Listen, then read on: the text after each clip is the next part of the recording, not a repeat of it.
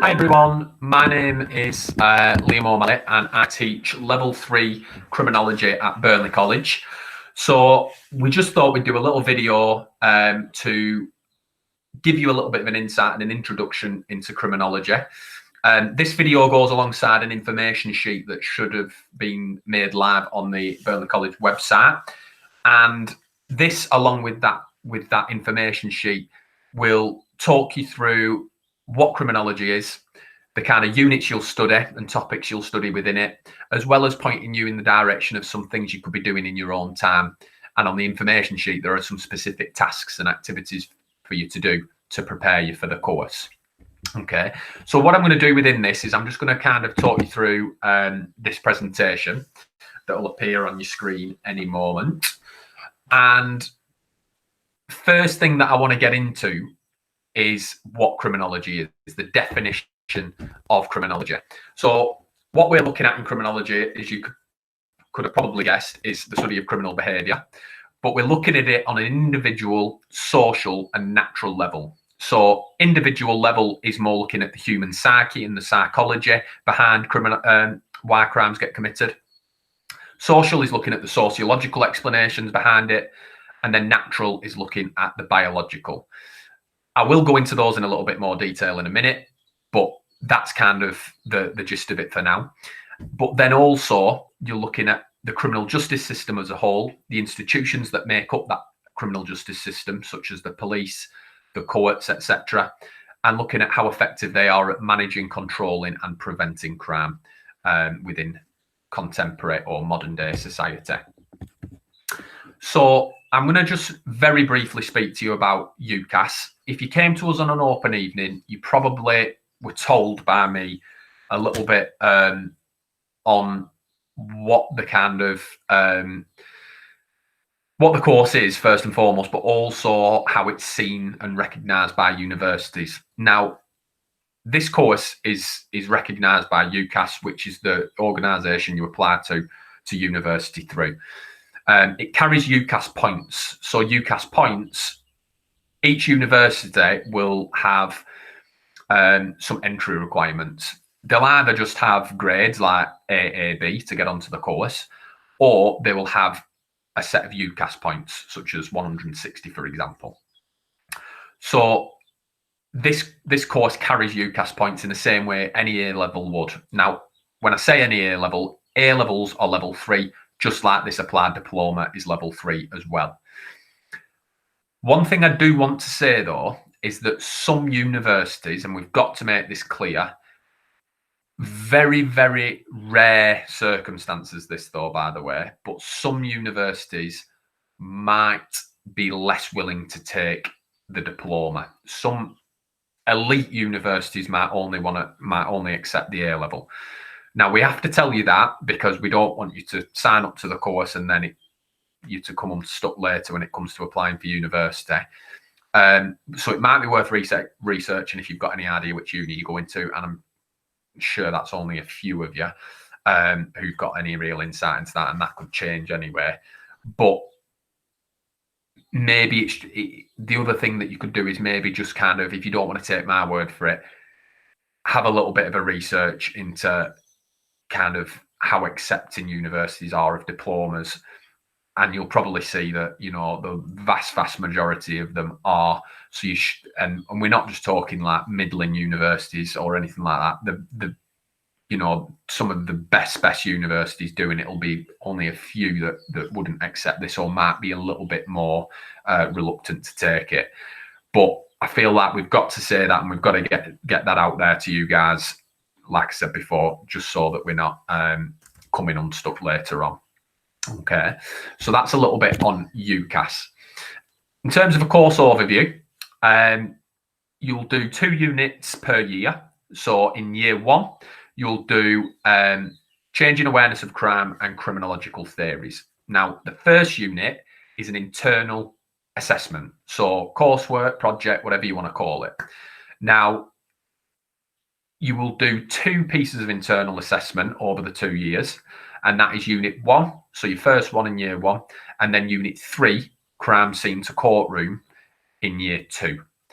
But then you've also got external exams that you will do in the summer of your corresponding year. So summer of year 1, you will do an exam from unit 2, which is criminological theories. And then the summer of year 2, you will do an exam from unit 4, which is crime and punishment, which I'll get into right now. So unit 1, kicking off year 1, is changing awareness of crime. Now, the changing awareness of crime unit is internal, as I've already said, and it's controlled. So this will just mean that you're creating something, a piece of coursework of some sort. Now, this one is planning a campaign for change relating to a crime, hence the title. So what we'll be looking at is we might be looking at the types of crimes that aren't reported, aren't high on the agenda of, say, the government or politicians or the media or key institutions such as that, and looking at how the consequences of those crimes might still be very, very big, and they might still be causing quite a lot, having a big impact on many people within society. So what we want to do is raise the awareness of them and get them higher up on the agenda of those institutions I mentioned earlier. So you'll be planning a campaign around that. So you'll be doing various things, but one aspect of it might be, putting together leaflets, that kind of thing. But obviously you'll have a lot of kind of theory in there, and the way it will get taught will be like any other kind of unit, whether it's coursework or exam. You'll get to look at successful campaigns that have happened in real life. You'll apply it to real life scenarios. We'll also kind of learn about the institutions that I mentioned, such as the media, how they report on crime, whether it's an effective way of reporting crime, whether they take a one-sided view or whether they take a holistic view. But the key is in this to change the awareness somewhat. And it's a really, really interesting unit. It's something that you can really throw yourselves into, and you've got something fulfilling at the end of it, because not only are you getting something that contributes to your exam, but you've planned something, you've planned a campaign, and even though we might not necessarily be going out and doing it, although you could, it's something tangible that you've got at the end of it that, you can be proud of and you can almost kind of refer back to. And it's something that I'm sure students will enjoy doing. So that's a little bit of an insight into Unit 1. Unit 2, Criminological Theories, is your first external exam unit that you'll sit in the summer of your first year. This one is looking at the different criminological theories, obviously, but also looking at the different fields in which those criminological theories originate. So the three different fields that you'll be looking at is the biological or natural field. So within that one, you'll be looking at, as it sounds, biological factors that could predispose people to committing crime, according to various theorists. So kind of things we might be looking at is, an example, twin studies. So twin studies are basically a way of, you might have one twin who's committed crime, and then finding out who their twin is, seeing if they're committing crime, and if they have, then you might be able to make a bit of a biological correlation to say that, they're biologically predisposed to commit crime.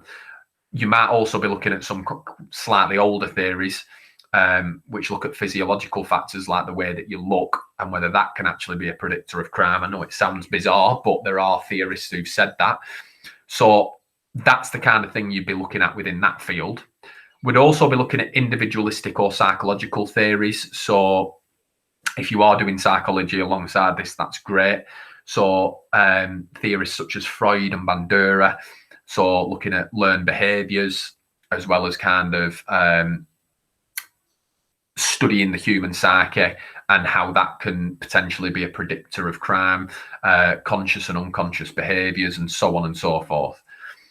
Then finally, you'd look at sociological theories, which is basically how theorists or sociologists look at the society as a whole and look at whether it creates conditions for crime to take place. So, for example, UK, we might look at that and say, well, it's creating conditions for, say, poverty. And from poverty, we can then, see crime taking place off the back of that because it's the only way people can live. That's just one small element of it. You're going to be looking at a range of things. You're going to be looking at how society's changed over time, how you might have increased levels of choice and individualism in society, and that might mean that people are more likely to commit crime. You'll be looking at comparing genders, ethnicities, how the role of education maybe, or the lack of. So sociological is looking at the wider picture, society as a whole, and how that can potentially cause crime. What you'll be doing is evaluating those theories and looking at the strengths and weaknesses of them, as well as just learning what they say. Within this as well, what I wanted to say, and I won't say it for the others, so I'll just mention it in this one. Second bullet point says that candidates may also draw on what is learnt in Unit 1. That's the same for Unit 3 and 4. What you are doing within criminology in this qualification is when you on one specific unit, don't go tunnel vision and just go, right, I'm only going to talk about what I've learned in this unit. You've got to be open-minded and drawing on everything that you've learned previously. So this unit, you can draw on what you've learned in Unit 1. And similarly, in Units 3 and 4, you can draw on the previous 2 or 3 units. So it's about being kind of open-minded, like I say, and willing to kind of pick bits that you've learned from before, because a lot of these units all tie into each other. Okay. Unit 3 is your next internal assessment. It'll be your first unit of Year 2. So this one is looking at the criminal justice system as a whole. So looking at when and how a crime is identified, even kind of being a little bit more specific than that, and looking at, well, who is it who decides whether a crime is a crime, and what goes into that. Then looking at how then the identification of it, such as, the police kind of becoming aware of a crime, the arrest process, interrogation process, leading on to the courts, what a crime needs to have in order to get to court, then the court process, and what then is needed for a sentence to be passed. So you'll be looking at all those factors, and essentially you're looking at the effectiveness of that system and as it says, the validity of the verdicts or the accuracy of the verdicts given. So in that sense, then, if you're looking at the effectiveness of it, what we'll also be looking at is when it's not so effective. So we'll be looking at things like miscarriages of justice, which are basically when an individual has either been sentenced when they shouldn't have, or has been acquitted, which basically means let go or freed when they should have really been sentenced. So we'll be looking at some of the good points of the criminal justice system, but also be drawing on some of the factors that maybe throw into question the effectiveness of it as well. Okay, so that's Unit 3. And then Unit 4 is a bit more of a broad topic. And like I said before, a lot of the stuff that you've done in 1, 2, and 3 will come into this, especially the previous one. So this is kind of looking at, well, what constitutes a crime? Why don't, when things are defined as a crime, what stops us from doing it? And this one is kind of best explained through the second bullet point, evaluate the effectiveness of social control. So we'll be looking at the forms of control we've got in society, like the police, for example, and looking at how they kind of manage and try and prevent certain crimes from happening, the strategies that they might put in place. So the evolution of the strategies that they've put in place as well, such as CCTV coming in relatively recently, things like tags, electronic tags, and that kind of thing. But within this, you'll be applying theories to it as well that you've learned in Unit 2. So what the different theories would say on crime and punishment and social control in society as well. But key kind of questions we'll be asking throughout it is, why don't we commit crimes? Why aren't they freely committed? What is it that's holding us back? Why are certain crimes a crime here, say, for example, but not in other countries, and vice versa? Why do we have crimes now that weren't there in the past, and why were the crimes that in the past that weren't that aren't here now? And it's that kind of thing, and we'll be looking at it as a whole, and the punishment aspect of it as well will be assessed. So prison, the effectiveness of prison, and whether that is still useful, reoffending rates, and how that kind of calls into question the effectiveness of prison, and whether other techniques could be used like restorative justice and rehabilitation and that kind of thing.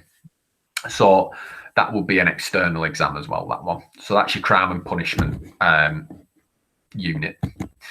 Now, resources to kind of support your learning. First and foremost, I want to mention the exam board. The exam board is Welsh Board, or WJEC, but they are also known as Educas more recently. Now, they are the same thing. So if you end up on the WJEC website or the Educas one, they will still produce the same resources. So it doesn't really matter which one you go to. I'm going to typically refer to it as Educas, but it doesn't really matter that much. And as you can see on the two textbooks I've got over here, it uses WJEC to reference what exam board it's from. It's the same one. Now, in terms of this as a resource, everything I've gone through there is minuscule, really. I'm just giving you a very brief insight into it. To get more, you can go onto them websites and look at the specification and simply go onto the contents page, look up whatever you want to kind of get a little bit more info on, and scroll down to that, and it's there in all its glory, really. So you can see everything that you need to see, how you're assessed, how you pick up marks, a little bit more about each topic. So that's always a good starting point. In terms of textbooks, I've had a few inquiries about these already. The two kind of main ones are these two on your right hand side. These two textbooks, as you can see, are for the qualification that you're taking. So for the Welsh Board Level 3 Applied Certificate and Diploma, you're taking the diploma. The certificate is exactly the same except shortened down. So don't worry that you don't need to kind of be looking, when you get these textbooks, you don't need to be kind of looking for, oh, what's the diploma, what's the certificate, because you're just doing the extended one. So it's just that you're doing a bigger scale of it. So everything in these textbooks will be applicable to you. So these are really good. In terms of picking one, I wouldn't really be able to kind of, I don't want to tell you too much, but one that we are going to be using more of as teachers is this one, the Webb and Townend one, purely because I've used their textbooks before. They're very good, they're very clear. And if you're doing anything like sociology, the way that we plan those resources as well are using the Napier Press and the Webb textbook for sociology as well. So I think it might be marginally cheaper as well on the ones I've checked, but it doesn't really matter out of those two. Now, the one in the bottom left isn't specific to the exam board. It isn't, a Welsh Board textbook or an Educas textbook. So you're not going to maybe see some of the links to the exam in there or coursework in there. It's just a generic criminology textbook, but it will give you a very broad insight into it, as well as going a little bit deeper, as well as talking about some things that aren't on the specification. So if you want to get a more well-rounded view of criminology, it's an absolutely excellent book. A lot of university graduates will use it, but don't be put off by that, because the language in it is really straightforward, really simple in most cases. So that's also a good starting point if you wanted to not just learn about what we're going to learn about, but also get an insight into other things as well. So they're probably some of the best kind of resources or written resources that you can get your hands on. In terms of what you could watch, then you have got a variety of things, and I'm only scratching the surface with these, really, and it's hard for me to kind of whittle them down. And I've also tried to pick ones that might be a little bit more entertaining to your age group. I'm not going to go through them all. They're there on screen, but I'll go through a couple. The top one, The Wire, You may know, your age group might not have seen this because it was on a bit ago. This you can get it on. It was on Sky. I think it comes on Sky intermittently, and I understand I don't have Sky, so you might not either. But if you've got a Now TV subscription, you could potentially get it on there as well. But DVDs of it, I've seen knocking about really cheap, so you could probably get a DVD online delivered for really cheap as well. So The Wire, it basically will give you a very good insight into things like gang crime, how where you grow up could have an impact on whether you commit crime. You'll see that the demographic in it is predominantly black as well, so that's giving you a little bit of an insight into the kind of ethnicity in crime. But there's loads of strands in it as well, and each series kind of takes a different viewpoint. You get a very good insight into the police processes, the court processes, the politics behind crime, education. To be honest, in terms of fictional TV series, I think it's probably the best that you could watch for criminology, and even other subjects such as sociology as well. I think it's brilliant. But it's not just that, it's one of the best rated TV series of all time, so it is really entertaining as well. So that's always a good one. You may remember that I mentioned Miscarriages of Justice earlier on for Unit 3, sorry. When They See Us is a Netflix drama based on a true story that is a brilliant insight into a miscarriage of justice, but it is also shocking and harrowing at the same time. It's basically about 5 young black males in America who got wrongly convicted of a crime. I won't say any more than that, but if you've not seen it already, I know it kind of left its mark with me. I thought it was, and I've got to be, it sounds weird me saying this, but I thought it was amazing, but then it's horrible at the same time, if that makes sense. So that is a very good program. Again, ethnicity and crime, you're getting that insight into it, but obviously the miscarriage of justice comes into it. The Victim Kate was on recently. It's on BBC iPlayer. That's very good for restorative justice. So when we're looking at crime scenes, courtroom, as well as Unit 4, and looking at restorative justice as a mode of crime punishment prevention, however you want to view it, that is a very good program that was on. I think that's 4 episodes of that. But then you've got others there, as you can see as well. And kind of a little, I think 3 up from the bottom, you've got just the crime and justice sections of BBC iPlayer and Netflix, RTV Hub. They've all got their own sections dedicated to crime and justice now. So documentaries on it and all the rest of it. So get on there, watch something. And they tend to be, non-fiction, a lot of them. So get on there, have a look, and you'll get a great insight into kind of crime, and then some things that you can then apply to the criminology course that we're gonna kick off in September. So that's it really. Hopefully that's given you a little bit of an insight. Sorry to waffle on a little bit. I've not put my contact details on here because they're on the information sheet, and I realised that that's probably easy for you to just kind of go and download, and then you'll have them there rather than taking notes from this. So my name's Liam O'Malley, but you can contact the college, and any queries that you have can be passed on to me, and I will answer them for you. Anything that you want to know a little bit more about as well, more than happy to speak to you about that, either via email or phone. So really looking forward to seeing you in September. I know it's been a weird end to the year, but maybe use this time now to get ahead and put yourself in the best possible position with not just this subject, with all your subjects, so that you can come to college in September and really hit the ground running. So thank you very much for watching, and I will see you soon.